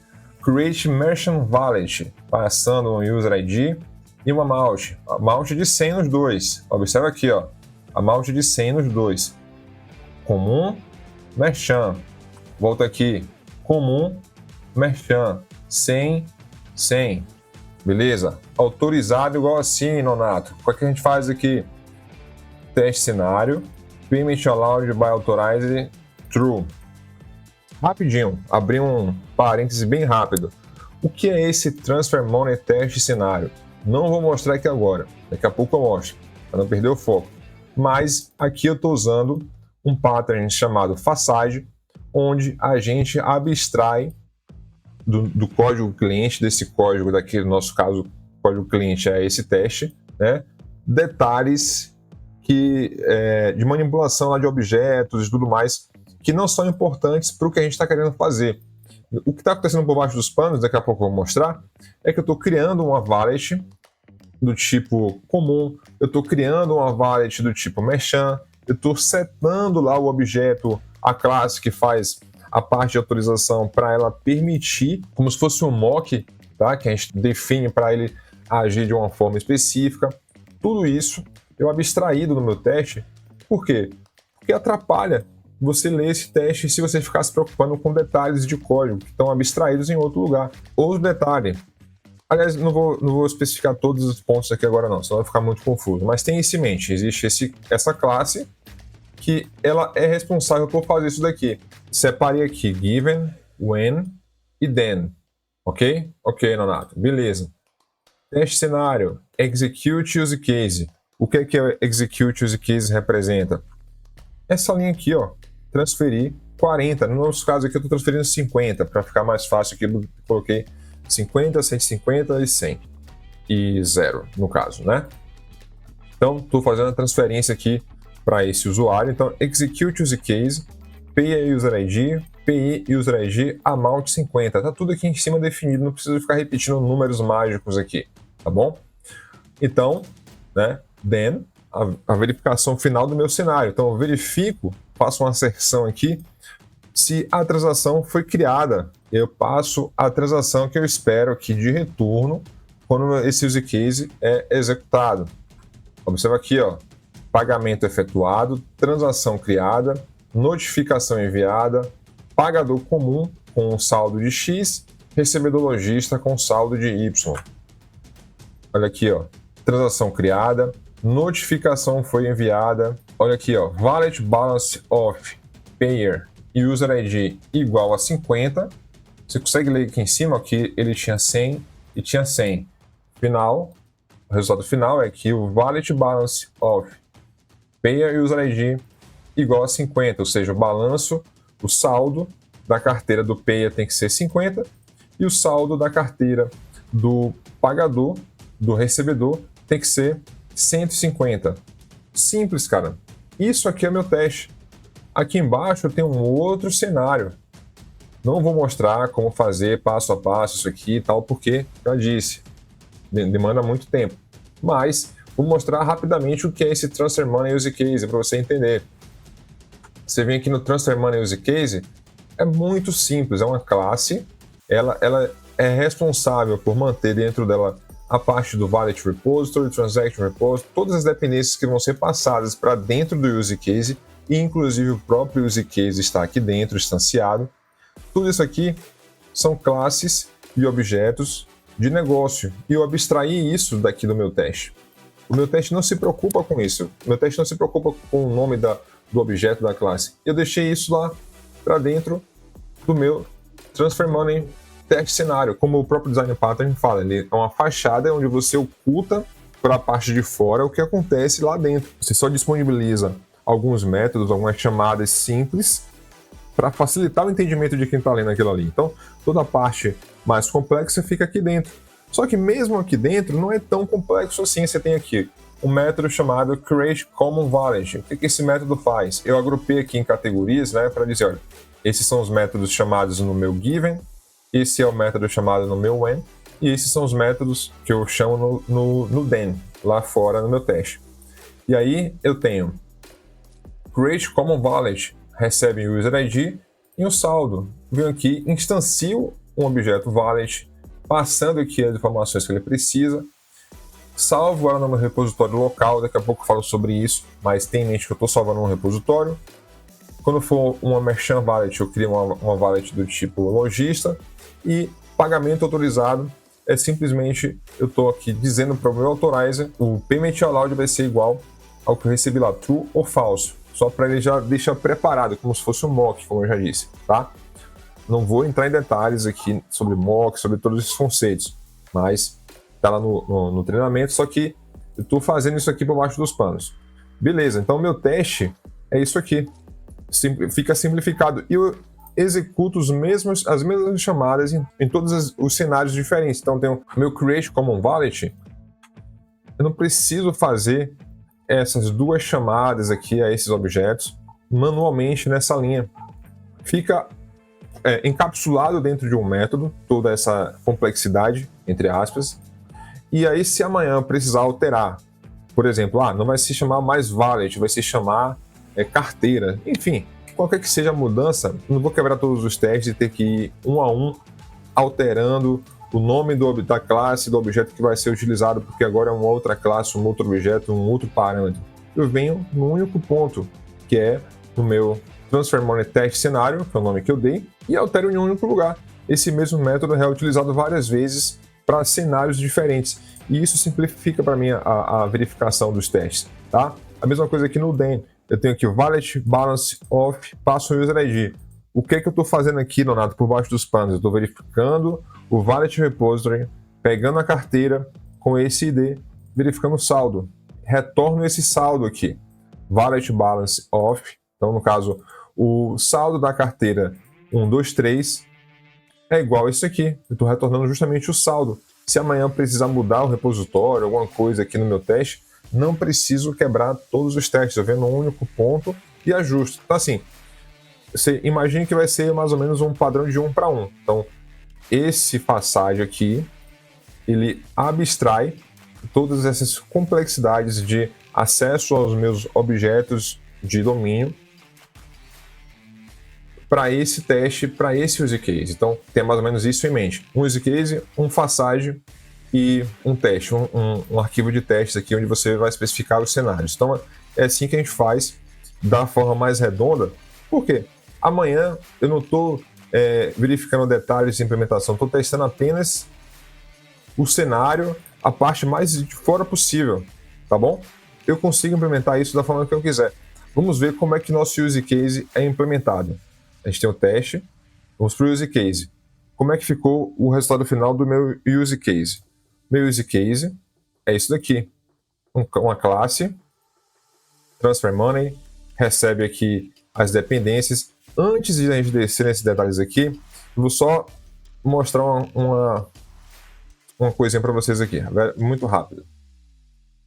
Existe esse data class, eu falei, eu não vou usar nenhuma mágica aqui, tá? Vou usar o Python mais simples e trivial possível.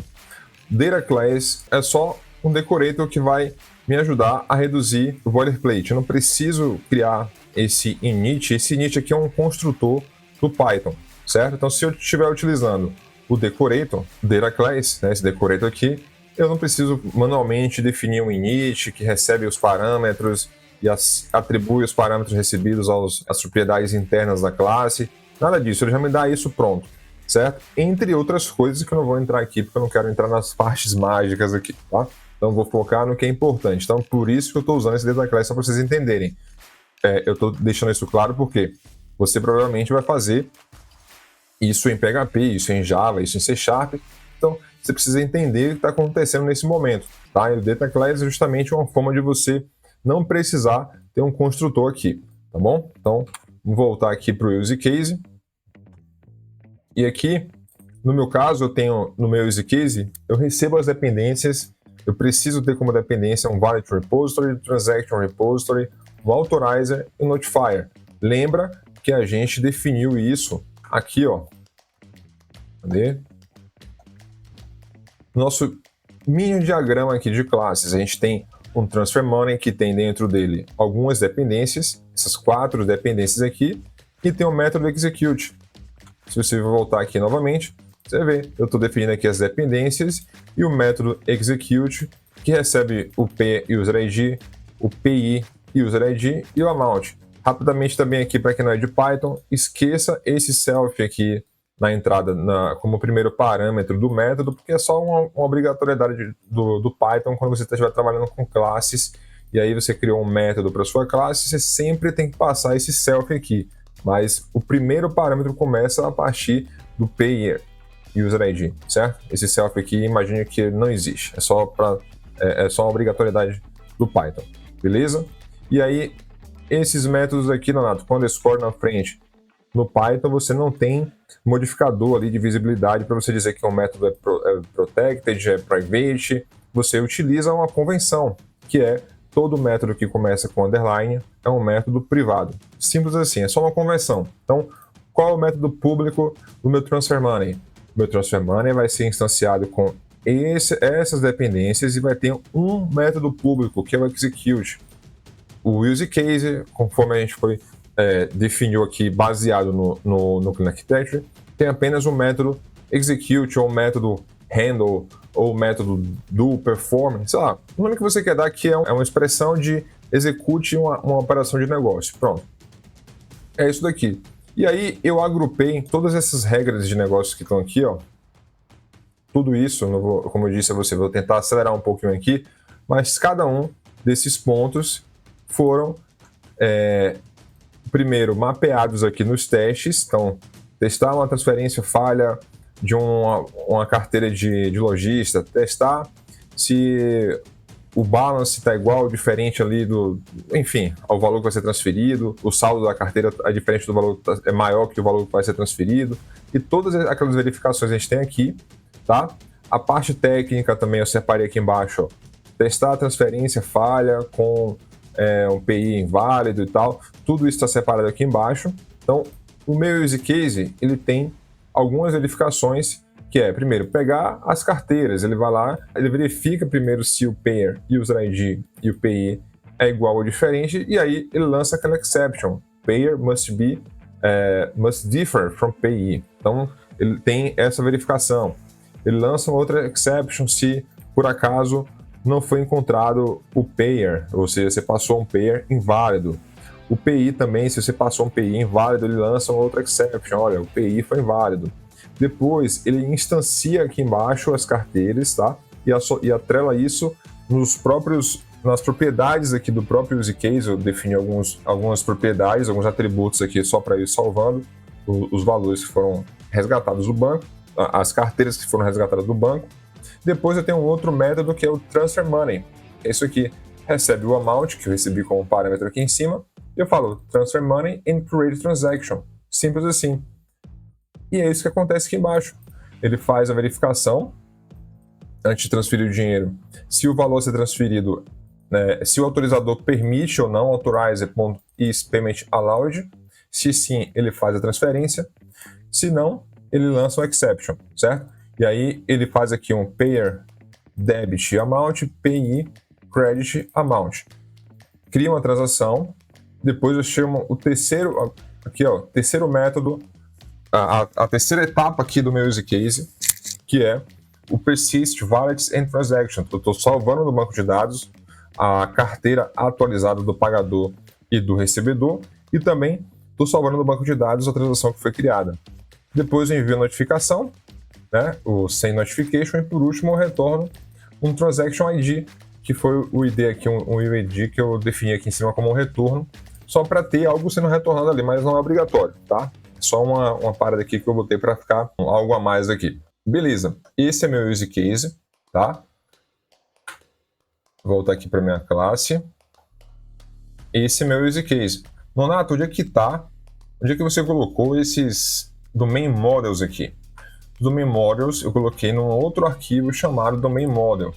Óbvio, Nonato, que você não vai deixar isso tudo num arquivo só, não é isso? Sim, aqui eu coloquei num arquivo só para facilitar a didática, mas, obviamente, num projeto grande, você vai ter um arquivo wallet, um arquivo transaction, um arquivo repositório, enfim, cada coisa, cada um no seu quadrado, cada coisa, cada quem no seu cada quem. Você vai ter todo mundo junto, beleza? Então aqui, o que é que acontece? Tem um wallet, o wallet é justamente a minha entidade wallet. Nonato, entidade, o que você está falando? Entidade está lá no Domain Driven Design tático, na parte de modelagem de domínio, está lá no treinamento específico todas as possibilidades de entidades que você pode criar, mas basicamente é um objeto, uma classe, que tem um identificador, tem informações dentro dela, no caso aqui tem um tipo, tem um ID, tem um balance, e tem também operações que fazem alteração interna, ou seja, tem um crédito, tem um débito, tem a verificação aqui se o tipo é merchan, e ele lança aquela exception para verificar se é do tipo merchan, tem uma verificação para ver se tem saldo suficiente, lança o exception. Donato, deixo isso aqui ou deixo no use case? Olha, isso depende muito do seu negócio, não dá para entrar em todos os detalhes aqui, mas pense o seguinte, se por padrão, em nenhuma situação você vai permitir uma carteira transferir dinheiro para uma outra carteira e ficar com saldo negativo, nunca vai poder acontecer isso, coloca essa validação direto na sua entidade, como está o caso aqui. Coloca aqui, ó, ou melhor, aqui no balance, diretamente na entidade. Ah, Nonato, eu tenho operações que depende da carteira, do tipo e tal, eu posso permitir que uma transação seja efetuada e aí eu vou deixar o saldo negativo, se for um cliente especial, depois ele paga e tal, é um outro tipo de operação, então eu não posso deixar isso aqui. Essa verificação, no caso, tem que ser feito em nível de use case. se o use case permite ou se o use case não permite. Então, depende muito, isso você vai conversar com o cliente. No nosso caso, para esse projeto, já foi especificado lá no GitHub do PicPay que não pode. Então, não pode em nenhuma situação, mas é algo que você tem que ter em mente. Precisa perguntar ao cliente, não vai inferir da sua cabeça. Você vai lá e pergunta pro cara. É importante, tá bom? Data Class aqui, Transaction. Nesse caso, a gente só tem, é como se fossem somente os dados aqui, né? Os dados do PEI, do PI, do amount, a data e o ID da transação. Mais nada, tá? Não tem nenhuma operação aqui sendo realizada dentro dela. Aqui a gente tem as abstrações. Rapidamente aqui sobre as abstrações. Não temos nenhuma implementação real aqui na parte de abstração. Isso aqui é como se fosse uma interface. Você quer aí do PHP, do TypeScript, do Java, C#, uma interface. No nosso caso, a gente está utilizando uma classe abstrata. O Python permite que você utilizar classe abstrata e você tem uma classe Valid Repository, que já é uma classe abstrata, que ela herda desse Abstract Base Class, que é uma classe somente para você transformar a outra classe em uma classe abstrata. Então aqui você só tem a definição, a assinatura do método. Então esse Valid Repository, deixa eu voltar aqui para vocês verem, a gente definiu, olha, Valid Repository vai ter um owned by user ID, vai ter um update valid. Então aqui, mesma coisa, owned by, recebe user ID, retorna uma valid. Esse PES aqui do Python é só para dizer, olha, não tem nada, não tem nenhum corpo implementado aqui, um body, nesse método, é só um método para ser utilizado como assinatura. O update é a mesma coisa, recebe um valid e aqui é somente a assinatura. Observe que essa abstração aqui está sendo passada como dependência aqui, ó, valid, melhor, está sendo passada como dependência não, está sendo utilizada na assinatura dos atributos do meu transfer money. Então tem um valid repository, como eu me mostrei ali. Eu sei quais são os métodos, eu sei o que ele espera. Se você está trabalhando com Ruby, você tem lá o doctype que você pode utilizar como uma referência e você tentar transpor isso, executar o mesmo passo a passo aqui, porém sem tipos muito fortes. No Ruby também você tem agora a adição de tipos e tal, mas enfim, você não precisa. E no Python você também não precisa, mas aqui eu estou deixando um pouco mais global, assim, para qualquer pessoa de qualquer linguagem conseguir entender o que está acontecendo aqui. Beleza? Então você tem a definição do que você espera. Eu espero um valid repositório qualquer. Aqui é só uma abstração. Isso aqui é só uma interface. Não tem nada pronto aqui. Se você dá um Ctrl-clique, você vê que é isso aqui. Eu só estou definindo quais são os objetos que eu espero. Eu espero um objeto do tipo valid repository. Eu espero um objeto do tipo transaction repository. E aí eu tenho para os meus testes, tá? Nos meus testes aqui, eu tenho implementações reais, entre aspas, dessas abstrações no meu arquivo Fakers. Se eu vier aqui para o meu arquivo Fakers, eu tenho aqui um Fake Valid Repository, Fake Transaction Repository, Fake Authorizer Repository, Fake Notifier Repository. O que é esse fake? Vamos focar apenas em um aqui, o raciocínio vale para todos, mas só para vocês entenderem. Fake Valid Repository herda do Valid Repository, que é a abstração. E aí, se eu tenho um Fake Valid Repository, que herda de Valid Repository, é uma interface, entre aspas, eu tenho a obrigação de implementar os métodos ownedBy, update, ok? É isso que a gente definiu aqui, que um Valid Repository possui. Tem um ownedBy e um update. Então, eu defini isso aqui e implementei isso aqui no Fake Valid Repository, ou seja, é um repositório que trabalha em memória. Eu gravo os dados aqui em memória. E é isso que é o legal do Clean Architecture, da ideia do Clean Architecture por baixo dos panos. O interessante é isso, porque o meu use case está pronto, está funcionando aqui. Se eu rodar os testes para vocês darem uma olhada, roda novamente, rodei os testes, todos os testes passaram, tá? Aqui são 8 testes que eu defini aqui na minha classe de testes. Aqui, cada um cenário desse aqui é um teste, mapeando quase que um para um esses cenários que a gente definiu aqui, tá? Mapeando aqui, tudo que a gente conversou com o cliente está mapeado no teste, está executável, e eu nem tenho banco de dados, cara, nem tenho banco de dados rodando aqui. Eu tenho apenas um fake repository, que é uma implementação em memória do banco de dados.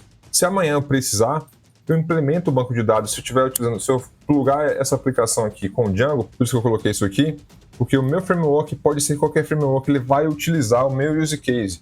E aí, por exemplo, eu vou usar o Django, eu vou implementar esse repositório utilizando os modules do Django. Se for você que está trabalhando com Laravel ou TypeScript, no caso aí no Nest, enfim, qualquer que seja a linguagem de programação, qualquer que seja o framework que você está utilizando, você vai implementar a versão real na parte de infra lá do framework e injetar no use case.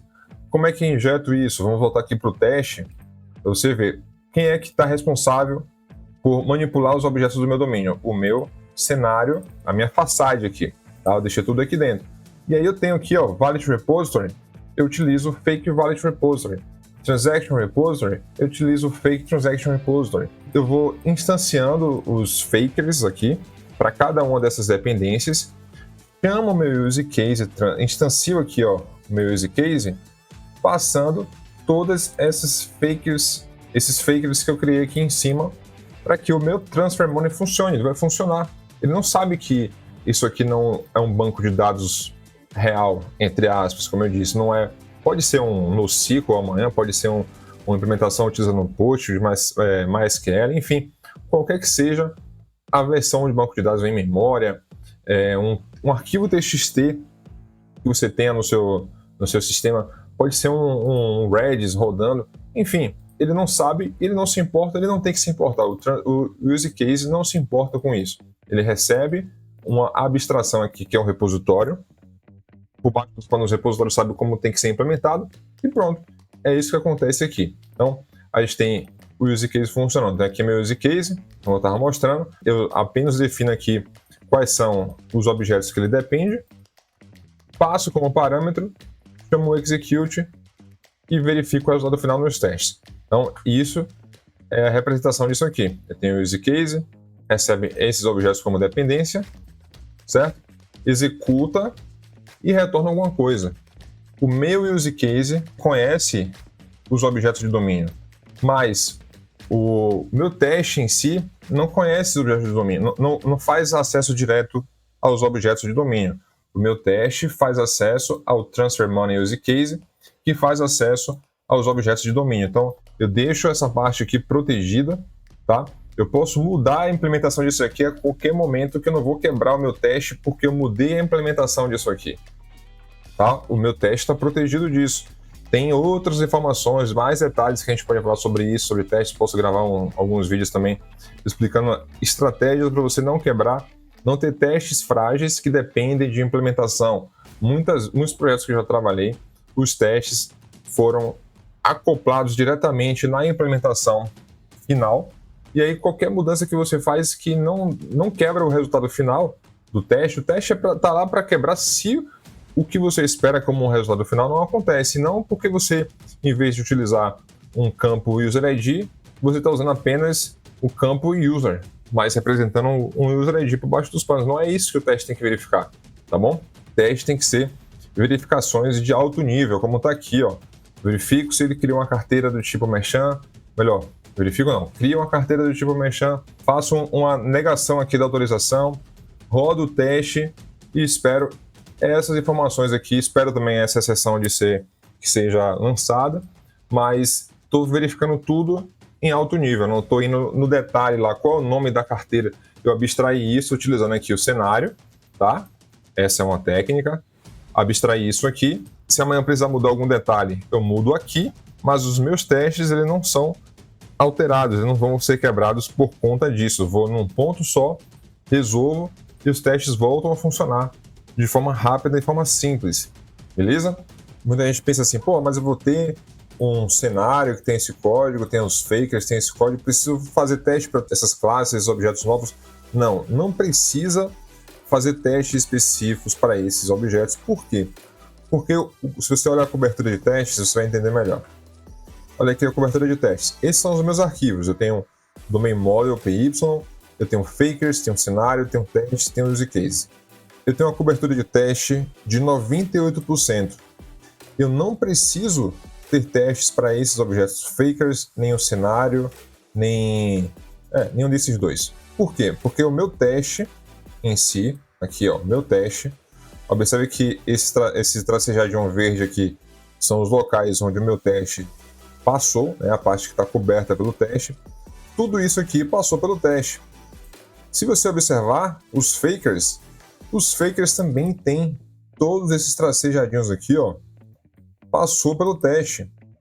Aqui também, ó, no meu teste cenário, por quê? Tudo isso foi utilizado. Se isso foi utilizado, isso automaticamente é considerado como testado dentro do meu teste. Se eu tivesse um teste, se na cobertura de teste eu verificasse que, ó, isso aqui não foi, não tá com um tracejadinho verde aqui, não passou por aqui meu teste. Então, aí eu teria que verificar o porquê que isso aconteceu, mas naturalmente, só o fato de você ter um teste, deixa eu abrir aqui o teste para vocês. Cadê o teste? Aqui. Só de você ter testes que já instanciam objetos, como esse, no caso aqui, o meu cenário. E o meu cenário, cadê o cenário, Nato? Meu cenário aqui, ó. E o meu cenário já instanciar os meus fakers e utilizar eles aqui por baixo dos panos, naturalmente, por consequência, eles já estão cobertos no meu teste. Então não precisa fazer teste para fakers, não precisa fazer teste para testar isso aqui. Não, o meu teste é isso aqui, ó. É isso aqui. Teste, teste, teste. Por baixo dos panos, meu teste está acessando esse façade para instanciar os objetos e montar o cenário. Pronto, é isso que eu preciso. E o meu façade, para poder não ter que ter acesso externo à parte de e-mail, notificação, autorizador de pagamento ou até mesmo acesso à parte externa banco de dados, eu utilizo os meus fakers, tá bom? Então, não precisa se preocupar com isso. Cobertura de teste aqui, 98% apenas com esses testes que eu tenho aqui, tá? Por que 98%? O meu domain model, se você olhar aqui, ele tem umas linhas em vermelho aqui no meu teste que não são testáveis, porque é apenas um keyword aqui do Python dizendo, olha, isso aqui não tem nenhum body implementado, então não tem nada para ser testado aqui. Então não tem problema, isso aqui não é algo a se considerar. O meu teste, na real, está 100%. Se eu for olhar na prática, eu tenho 100% de cobertura de testes, beleza? Então, espero que depois de 2 horas, eu acho, quase de vídeo, eu tenha conseguido explicar para vocês todo esse conceito aqui que a gente foi falando passo a passo, né? Desde você fazer levantamento de requisitos com o seu cliente para verificar quais são as regras de negócio que ele quer atender. Depois a gente falou um pouquinho aqui sobre um detalhe só de referente a logs, né? Pegamos uma regra de negócio aqui, a transferência de dinheiro, mapeamos com o cliente aqui, ó, quais são os critérios de aceitação e fizemos exemplos para representar se aquele critério está sendo atendido. Lembra disso, isso aqui é só uma forma prática de verificar se isso aqui está sendo atendido. Isso aqui vai ser atendido se isso aqui acontecer na prática. É isso que o seu cliente está dizendo. E aí eu agrupei, criei uma outra validação técnica aqui só para algo mais para o desenvolvedor. O cliente não se importa muito com isso aqui, mas é importante você ter essa verificação técnica. Daí a gente explicou aqui como é que um pouco da mudança de paradigma. Em vez de você ter seu código todo amarrado no framework, você tem uma versão onde o seu código está aqui, mesmo que você não tenha um framework, banco de dados, nada disso pronto. Eu já tenho todo o use case implementado, não tenho framework, tenho testes, não tenho framework, não tenho banco de dados, nada disso aqui está pronto. Posso fazer um outro vídeo depois mostrando como plugar o Django, por exemplo, nesse código que a gente criou. Você vê que vai ser algo muito fácil de fazer, porque o código em si, nada disso aqui vai ser alterado. Tenha em mente isso. Se eu quiser colocar o Django aqui para trabalhar em cima desse projeto, nesse caso aqui agora, os testes estão aqui embaixo demonstrando tudo. Se eu plugar o Django aqui, eu só preciso, dentro do meu Django, quando for instanciar meu use case, e falar, olha, o Valid Repository, o Transaction Repository, a implementação do Authorizer e do Notify, são esses arquivos aqui. Pronto. Mais nada. Se eu quiser mudar isso aqui para o Flask, para o Fast API, a mesma coisa. não vou mexer nos meus testes, não vou mexer no meu use case, não vou mexer no domain models, não vou mexer no fakers, obviamente. Só vou precisar implementar a parte real aqui de repositório, transação, authorize e tal, passar como dependência e tá pronto. Não tenho dependência no meu código, essa é a ideia do Clean Architecture. O meu código não está amarrado a framework, não tem o código do framework ali dentro misturado no meu código. Agora sim, óbvio que eu não gosto de uma arquitetura totalmente horizontal, onde você tem camadas e com pouca verticalização. O que eu quero dizer com isso?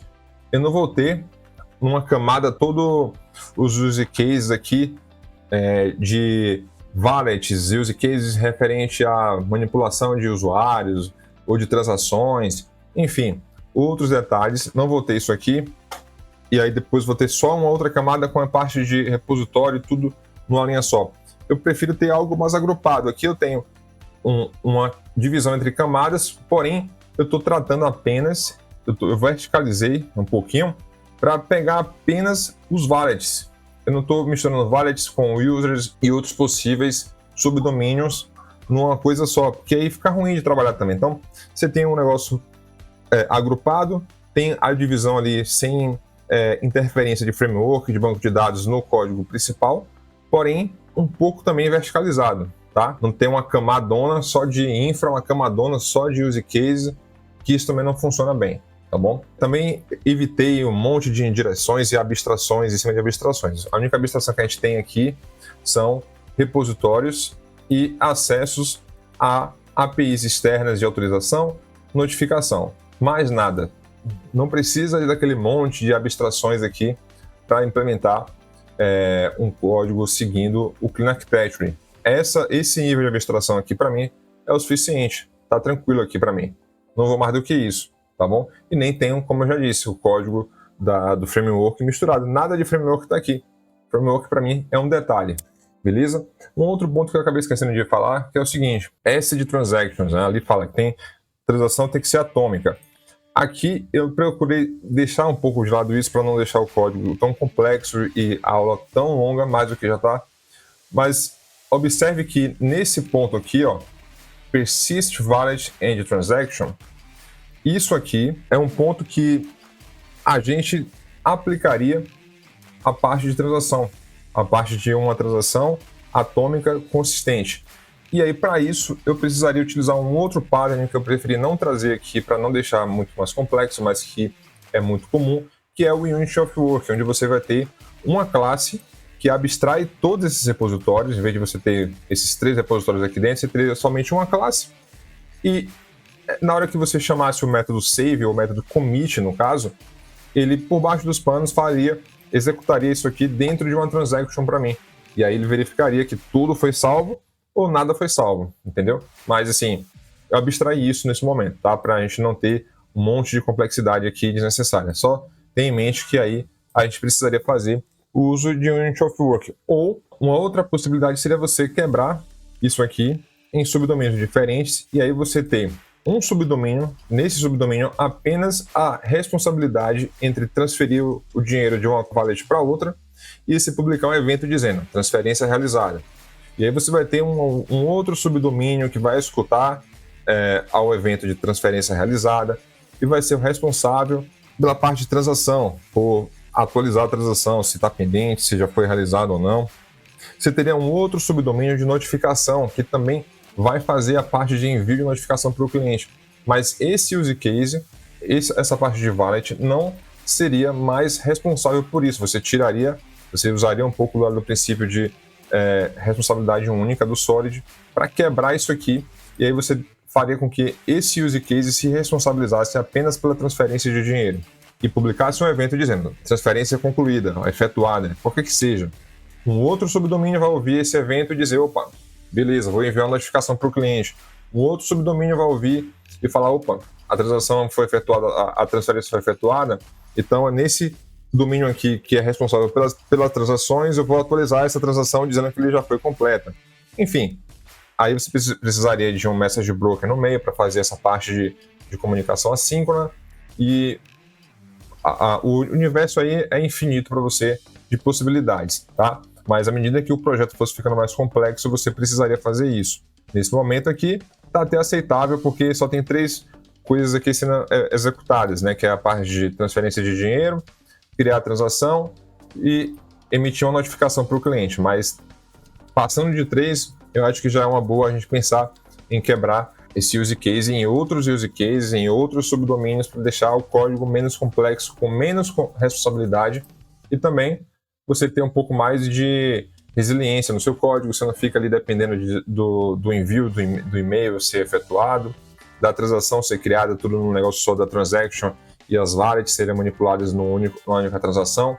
O ideal é que o use case não se preocupe com tantos agregados assim nesse caso, mas aí são outros tipos de conceitos que eu também não vou abordar nesse vídeo porque vai ficar muito longo. Mas deixa um comentário aí, me fala o que você gostaria que eu esclarecesse mais, o que é que ficou faltando aqui para explicar. Óbvio que ficou faltando, na verdade ficou faltando coisa pra caralho aqui, mas assim, quero dizer, coisas que eu poderia ter explicado de um jeito melhor para que você entendesse melhor, não ficou tão claro assim, que aí eu faço um outro vídeo específico dos pontos que vocês comentarem. E também trago assuntos também assim que eu não abordei aqui ainda, tá bom? Então é isso, deu horas, acho que deu umas 2 horas de vídeo, tempo pra caramba, mas espero que tenha ficado claro tudo que eu trouxe para vocês aqui. Se você quiser conhecer mais do treinamento, onde eu explico tudo isso com mais profundidade, a gente vai entrando em outros detalhes, outros possíveis cenários, outros use cases, e aí vai expandindo isso. Tem um link do treinamento aqui embaixo. Espero você no próximo vídeo. Até a próxima, um abraço, valeu!